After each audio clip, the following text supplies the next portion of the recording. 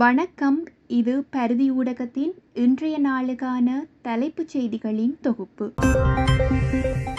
யாழ்ப்பாணம் செம்மணி மனித புதைகுழி விசாரணையின் உண்மைத்தன்மையை கண்டறிதல், சர்வதேச ஒத்துழைப்பு மற்றும் நீதி ஆகியவற்றின் அவசியத்தை வலியுறுத்தி இலங்கை தமிழரசுக் கட்சி ஜனாதிபதி அனுரகுமார திசாநாயக்கவிற்கு கடிதம் ஒன்றை அனுப்பியுள்ளது. இலங்கை தமிழரசுக் கட்சியின் தலைவர் CPK சிவஞானம் மற்றும் பதில் பொது செயலாளர் சுமந்திரன் ஆகியோர் கையொப்பமிட்டு இந்த கடிதமானது அனுப்பி வைக்கப்பட்டுள்ளது. செம்மணியில் முன்னெடுக்கப்பட்டு வரும் புதைகுழி அகழ்வு பணி குறித்த ஆழ்ந்த கவலையை தெரிவித்து இலங்கை தமிழரசுக் கட்சி சார்பாக தாங்கள் எழுதுவதாகவும், உண்மையை வெளிக்கொணரவும், தடவியல் நெறிமுறைகள் சர்வதேச அளவில் அங்கீகரிக்கப்பட்ட தரங்களை பூர்த்தி செய்வதை உறுதி செய்யவும், குற்றவாளிகளை நீதியின் முன் நிறுத்தவும் அவசர மற்றும் தீர்க்கமான நடவடிக்கை எடுக்குமாறும் தாங்கள் வலியுறுத்துவதாகவும் அந்த கடிதத்தில் அமைந்துள்ளது. 1998ஆம் ஆண்டில் பாடசாலை மாணவியான கிருஷாந்தி குமாரசாமி மற்றும் குடும்ப உறுப்பினர்களை பாலியல் வன்கொடுமை செய்து கொலை செய்ததற்கான தண்டனை பெற்ற லான்ஸ் கேப்ரல் சோமரத்ன ராஜபக்ஷ தங்களுடைய விசாரணையில் 300 முதல் 400 வரையான தமிழ் பொதுமக்கள் அங்கு புதைக்கப்பட்டதாக வெளிப்படுத்தியிருந்தார். அதன் பின்னர் குறித்த பகுதியில் 1999ஆம் ஆண்டு அகழ்வாராய்ச்சியும் முன்னெடுக்கப்பட்டிருந்தன. அதன்போது அங்கு 15 எலும்புக்கூடுகள் கண்டுபிடிக்கப்பட்டதோடு 2 ஆண்டுக்கு பின்னர் காணாமல் போனவர்கள் அடையாளம் காணப்பட்டமையும் குறிப்பிடத்தக்க ஒரு விடயமாக பார்க்கப்படுகிறது. கொழும்பு துறைமுகத்தில் பரிசோதனைகளின்றி அனுமதிக்கப்பட்ட கொள்கலன்கள் தொடர்பான தகவல்களை சுட்டிக்காட்டி நாடாளுமன்ற உறுப்பினர் அர்ச்சுனா கூச்சலிட்ட நிலையில் இன்றைய சபை நடவடிக்கைகளுக்கு இடையூறு ஏற்பட்டிருந்தது. இந்நிலையில் அர்ச்சுனா ராமநாதன் MP ஒழுங்கு பிரச்சினை ஒன்றை எழுப்பி உரையாற்ற சந்தர்ப்பம் கேட்டபோது அது மறுக்கப்பட்டதாகவும், அர்ச்சுனா நாடாளுமன்றத்திற்குள் உள்ளே நடைபெற்ற விடயம் தொடர்பிலேயே பேச முற்பட்டதாகவும், அவருக்கான வாய்ப்பு மறுக்கப்பட்டமை தவறானது என நாடாளுமன்ற உறுப்பினர் தயாசிரி சேகர சுட்டிக்காட்டியிருந்தார். இதனைத் தொடர்ந்து சபையில் கடும் குழப்ப நிலையும் ஏற்பட்டது. பரிசோதனைகளின்றி கொழும்பு துறைமுகத்தில் அனுமதிக்கப்பட்ட கொள்கலன்களில் ஆயுதங்கள் இருந்ததாக கூறப்படும் விவகாரம் தொடர்பாக நாடாளுமன்றத்தில் மோதல் வெடித்திருந்தது. இந்த விடயம் தொடர்பான பாராளுமன்ற சிறப்புரிமைகளை பயன்படுத்தி எதிர்க்கட்சி உறுப்பினர்கள் பொய் கூறுவதாக சபை முதல்வர் பிபல் ரத்நாயக்க குற்றம் சாட்டியிருந்தார். இதனையடுத்து சீட்டமடைந்த பாராளுமன்ற உறுப்பினர் ராமநாதன் அர்ச்சுனா சபையில் கடும் தொனியில் சத்தமிட்டு பேசியிருந்ததாகவும், இருப்பினும் தொடர்ச்சியாக பேசுவதற்கான வாய்ப்பு அவருக்கு மறுக்கப்பட்டதாகவும் கூறப்பட்டுள்ளது. இலங்கையின் வட பகுதியான யாழ்ப்பாணத்தில் நடந்த முக்கிய மனித உரிமை மீறலான செம்மணி மனித புதைகுழி பேரவலம் காணப்படுகிறது. 1998ஆம் ஆண்டு கிருஷாந்தி குமாரசாமி என்ற தமிழ் மாணவி அத்துமீறலுக்கு உள்ளாகி படுகொலை செய்யப்பட்ட வழக்கில் குற்றவாளியாக கைது செய்யப்பட்ட இலங்கையின் முன்னாள் இராணுவ வீரர் சோமரத்ன ராஜபக்ஷவின் விசாரணையின் அம்பலமான செம்மணி விவகாரம் தற்சமயம் சர்வதேச அளவிலும் பாரிய அதிர்வலையை ஏற்படுத்தியிருக்கின்றது. செம்மணி விவகாரம் ஸ்ரீலங்கா அரசாங்கத்திற்கு தலையீடியாக மாறியதில் இருந்து அதனை மூடி மறைப்பதற்கான எத்தனங்களும் தற்சமயம் எடுத்து வரப்படுகின்றமையும் குறிப்பிடத்தக்கது.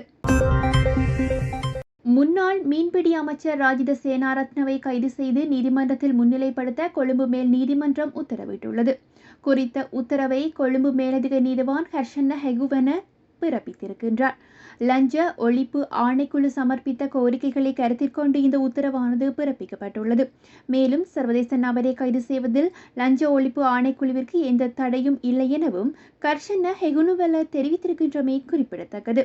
கிரிந்த மீன்பிடி துறைமுகத்தில் மணல் அகழ்வு திட்டத்தை கொரிய நிறுவனத்திற்கு ஒப்பந்த அடிப்படையில் ஒப்படைத்து நஷ்டத்தை ஏற்படுத்தியதாக கூறப்படும் சம்பவத்திற்கே சந்தேக நபரான முன்னாள் மீன்பிடி அமைச்சர் ராஜித சேனாரத்ன பெயரிடப்பட்டிருந்தார். இந்நிலையில் சட்டப்பூர்வமான மீன்வள துறைமுக கூட்டு தாபனத்திற்கு சமர்ப்பிக்கப்பட்ட மணல் அகழ்வு திட்டத்தை வெளிநாட்டு நிறுவனத்திற்கு சட்டவிரோதமாக ஒப்படைத்து அரசாங்கத்திற்கு 2.63 மில்லியனுக்கு அதிகமான இழப்பை ஏற்படுத்தியது குறித்து விசாரணை நடத்தப்பட்ட போது இந்த உத்தரவானது பிறப்பிக்கப்பட்டுள்ளது. இலங்கை மின்சார சபையின் அலட்சிய போக்கால் பாரிய அளவு விபத்து ஏற்படும் அபாயத்தில் ஏனையின் வீதி மற்றும் ஆனையிரவு உப்பளம் காணப்படுவதாக மக்கள் தெரிவித்துள்ளார்கள். ஆனையிரவு உப்பளத்தின் முன்பக்கமுள்ள இலங்கை மின்சார சபைக்கு சொந்தமான மின்கம்பம் சரிந்து விழும் அபாயத்தில் உள்ள நிலையில் பாரியளவு மின் இணைப்பை கொண்ட இந்த மின் கம்பமானது கடந்த காலத்தில் ஏற்பட்ட காற்றின் தாக்கத்தினால் கிட்டத்தட்ட 80% முறிந்த வண்ணம் காணப்படுகிறது. முறிந்த மின் கம்பமானது இருபுறமும் உள்ள மின் கம்பத்தின் இணைப்பின் பாலத்திலே கீழே விழாமல் உள்ளதாகவும் அதனால் தற்சமயம் காற்றின் தாக்கம் அதிக அளவு ஏற்பட்டால் மின்கம்பம் கீழே விழும் நிலை ஏற்பட்டிருப்பதாகவும் ஏனையின் வீதியில் பாரியளவு வீதி விபத்துக்கள் ஏற்படும் அபாயம் எந்நேரமும் மின்கம்பம் விழும் நிலையில் காணப்படுவதாகவும் கூறப்பட்டுள்ளது.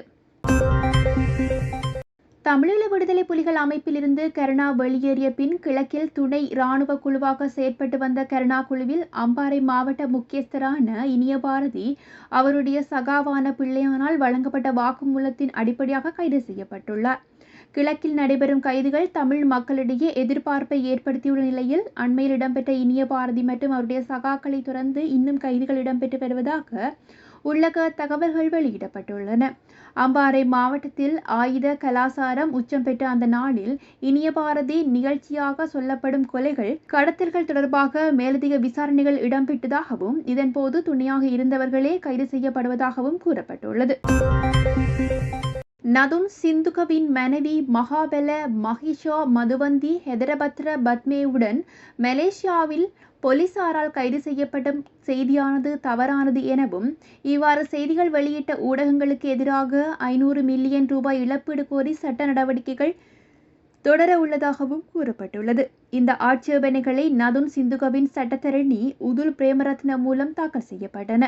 சம்பந்தப்பட்ட ஊடக நிறுவனங்களால் வெளியிடப்பட்ட செய்திகள் முற்றிலும் தவறானவை எனவும் நதுன் சிந்துக மற்றும் அவருடைய குடும்பத்தினரின் சமூக நட்பெயருக்கு சேதம் விளைவித்ததாகவும் இந்த ஆட்சேபனைகள் கூறப்பட்டுள்ளன.